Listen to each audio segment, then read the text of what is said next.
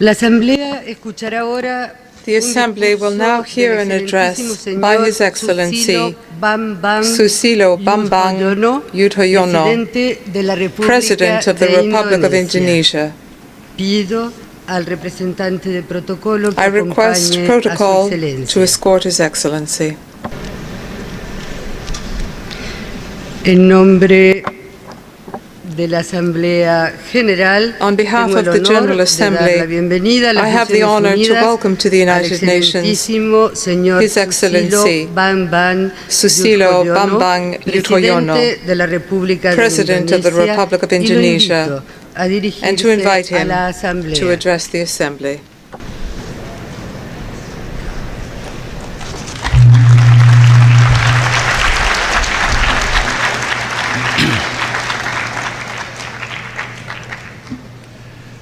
Bismillahirrahmanirrahim. Madam President, Excellencies, ladies and gentlemen, it is a great honor for me to stand once again before this august body, the last time that I do so during my 2 terms as President of Indonesia. I could not agree more with the chosen theme of this session, delivering and implementing transformative post-2015 development agenda. The theme, which is very much in line with work of the high-level panel I was privileged to co-chair. In the past 15 years, the international community has embarked on an ambitious grand project for humanity, the Millennium Development Goals. Our hard work over the years has produced achievements which include breakthrough in combating poverty, increasing school enrollment, and improving public health. These achievements are encouraging and in some instances inspiring. But humanity as a whole have not achieved all the MDGs target. Successes are uneven. They differ between regions. They differ within regions, and they even differ within countries. We have come a long way, yet we still have a long way to go. For those who made it and those who are yet to make it, I learned one best lesson. The most important drivers of change lies in governance. Not just good governance, but smart governance.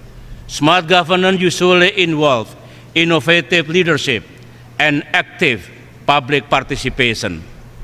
Without at least these 2 elements, all the hard work we put in will not produce desired result. And with smart governance, nations can go beyond their potential and leapfrog over others ahead of them. In Indonesia, beyond our wildest imagination, we have managed to increase our national income per capita by 400% within just a short decade. The quest for MDGs over the last 15 years have also reinforced the need for a more robust global partnership. There were certainly plenty of actions, but somehow our work in the World Trade Organization and the post-Kyoto climate, in reforming the global financial architecture, in reforming the United Nations, and many others have proved to be painstakingly slow. As we set forth a new global agenda for development, I believe we can draw on years of trial and error to become more acutely aware of the promise and pitfalls of development, of what we want and what we do not want.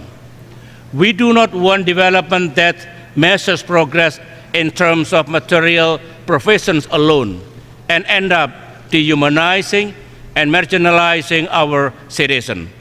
What we want is sustainable development with equity. Yet the importance of our work lies beyond the issue of development, as we are now also confronted with yet another major problems. We are witnessing a worrying deterioration in the relation between the major powers. None of us, certainly not the United Nations, can afford to bury our head in the sand about this grim development. This is worrying, as for over 2 decades since the fall of the Berlin Wall, the world has actually witnessed a series of promising turn of events. Most fundamental is the fact that improved relations among major powers had created ample space for new strategic and economic opportunities. Thus, global trade reached $23 trillion for a most sixfold growth in a year after the end of the Cold War in 1990.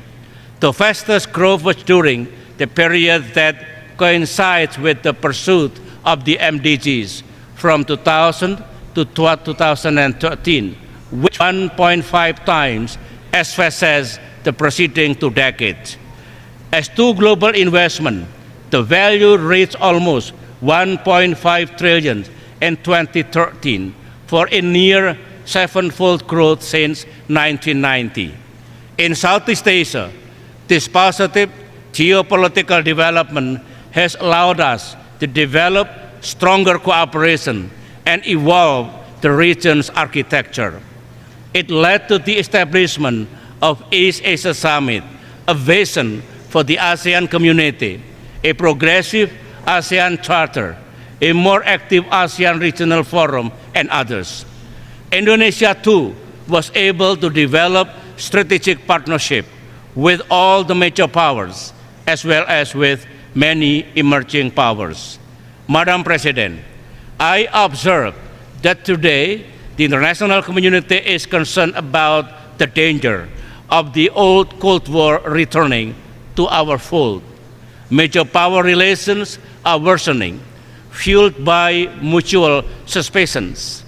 Relations that were previously stable and cooperative are now marked with volatility and tension.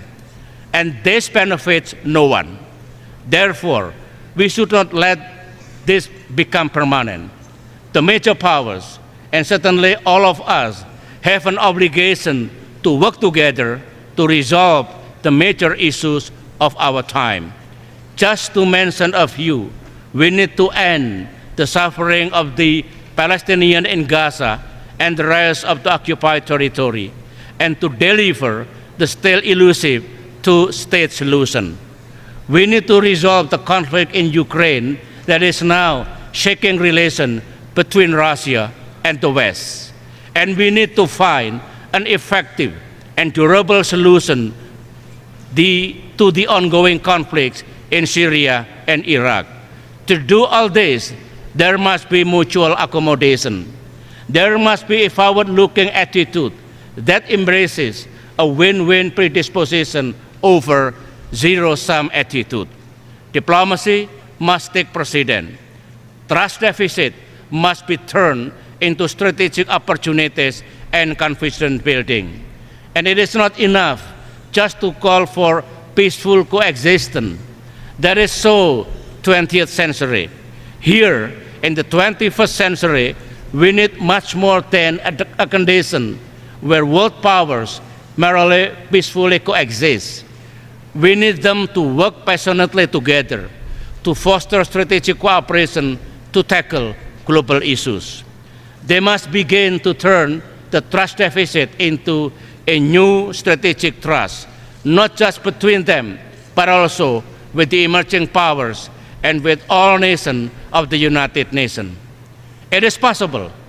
I would say yes, a resolute yes. For this is what has transpired in Southeast Asia. In the second half of the 1960s, Southeast Asian nations were poor, divided, insecure, threatened by a war raging in their neighborhood, and ignorant of one another after centuries of separation during the colonial past. The establishment of the Association of Southeast Asian Nations, ASEAN, has enabled countries in the region to form the habit of dialogue and consultation with one another and learn to trust one another. Today, we can proudly say that the once divided 10 Southeast Asian nations now belong to the ASEAN 10. Together, they are all drivers of regional affairs and masters of their own destiny. A number of sensitive interstate and intrastate conflicts were peacefully resolved. Those that remain are being addressed through dialogue and negotiation. And economic interdependence has become the norms of the day. Moreover, Southeast Asia is on the verge of becoming a true community, and we regard this as the apex of strategic trust, which we believe can be replicated everywhere. The cultures of peace and coexistence that we are trying to attain in Indonesia and in the ASEAN region is definitely the antidote to the poison of fundamentalist prejudice and deep intolerance, as practiced by a terrorist group in Iraq and Syria that falsely styles itself as the Islamic State. The ideology of ISIS not only betrays the true teaching of Islam as a religion of peace, it also harms and seriously upsets the Islamic Ummah throughout the world. Madam President, it has been a great privilege to forge closer bonds between Indonesia and all the nations represented in this great assembly, the United Nations. As I look back, I must admit that there remain many challenges that Indonesia has to resolve, and some of our efforts are already on the right track. In a world desperately grappling with climate change, we are progressively and boldly applying a moratorium on deforestation, our important contribution of reducing carbon emission. In a world of economic uncertainty, we have increased our national income per capita by 400% within just a short decade. In a world witnessing rising extremism, Indonesia continues to hold firm to the values of freedom, tolerance, moderation, and multiculturalism that form the basis of our nationhood. In a world still burdened by insurgencies, we have managed to find a permanent peaceful political solution to end the 30-year conflict in the Aceh province. In a world marked by turbulent transition in the Middle East, we have shown time and again to our people and to the world that in Indonesia, democracy, Islam, modernity, and human rights go together. In a world often stigmatized by the past, Indonesia has opened a whole new chapter of peaceful relations with Timor-Leste, based on equality and mutual respect. And in a world where territorial disputes often erupt into open conflicts, Indonesia has continued to peacefully resolve one by one overlapping maritime borders with Vietnam, with the Philippines, with Singapore, and others. Madam President, the Indonesian experience and Southeast Asia's experience underscore the dawn of a new age of globalism for the 21st century, a world which openly embraces change as opposed to being intimidated by it. What the world so desperately needs today is the pioneering spirit, the boldness to break old boundaries and create new frontiers. Given this spirit, I believe humankind can overcome the challenge of climate change, conquer poverty, and eradicate social injustice, hasten the global economic recovery, and create a culture of peace among all faiths, including the Abrahamic faith. And with this spirit, we can hopefully end the cycle of violence, hatred, fear, and humiliation that has made so many conflicts around the world seem intractable for decades and centuries. In saying this, I am neither a utopian nor a blind idealist in understanding international relations. But I do believe that with strong commitment and political will, we can make the impossible possible. As we say in Indonesia, di mana ada kemauan, di situ ada jalan. Where there is a will, there is a way. We must push the frontiers.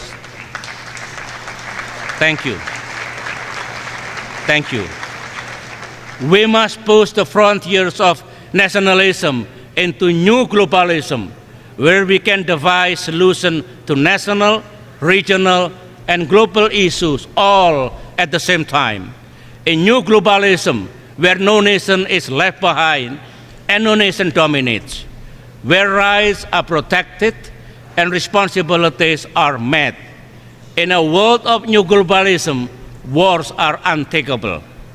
In the first place, wars are fought because nations play the zero-sum game, where winners take all and losers weep. The game of us against them, where us must win and them must lose, and winners today are losers tomorrow. Let me conclude by saying that now is the time for all of us to get into the serious business of building a new world of peace, prosperity, and justice. The business of making everybody a winner by creating and nurturing the new we, the all-inclusive new we, the new we that leaves no one behind. I thank you.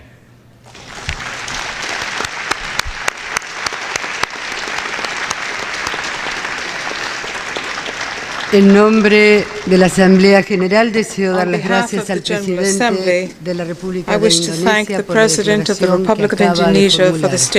Ruego a los representantes que permanezcan sentados mientras saludamos al Presidente. While we greet the President.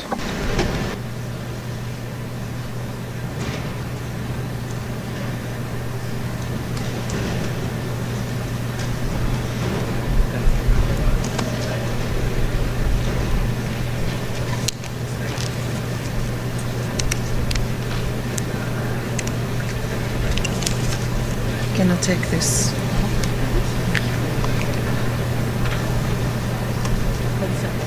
Take the paper out.